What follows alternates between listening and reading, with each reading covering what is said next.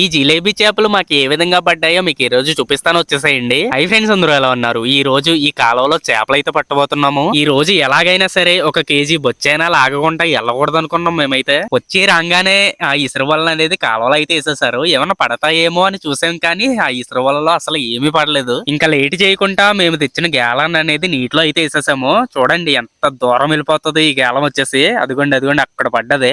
ఇంకా మనం గేలం వేసిన తర్వాత మనకి గేలం వచ్చేసి ఏ ప్లేస్ కావాలంటే ఆ ప్లేస్ కి ఈ రీల్ ద్వారా మనం అయితే అడ్జస్ట్ అయితే చేసుకోవచ్చు. చూడండి ఏ విధంగా మేమైతే లాగుతున్నామో. ఇంకొచ్చేసి మనకి జిలేబీ చేప అయితే పడిపోయింది. అదిగోండి చూడండి వచ్చేస్తుంది. మనం వేసిన గేలానికి చేప పడితే ఆ ఫీలింగే వేరు కదా. ఇంకా ఎంతో ఆనందంగా ఈ జిలేబీ చేప నోట్లో ఉన్న గేలాన్ని అయితే తీసేసి ఇలా వలలో అయితే వేసేసాను. ఎందుకంటే ఈ జిలేబీ చేప అన్నది ఇంటి వరకు బతికుండడానికి. అలానే ఇంకొన్ని చేపలు అయితే మనకు పడ్డాయి. మేము ఏ విధమైన ఫుడ్ ఇట్లకి పెడతామో, అలానే ఎటువంటి గేలాలో వేస్తామో అని రేపు షార్ట్ వీడియో ఇలా అయితే మీకు రెండు కలిపి అప్లోడ్ చేస్తాను. ఇంకా నెక్స్ట్ వీడియోతో అయితే కలుస్తాను. ఇంకా బై బాయ్.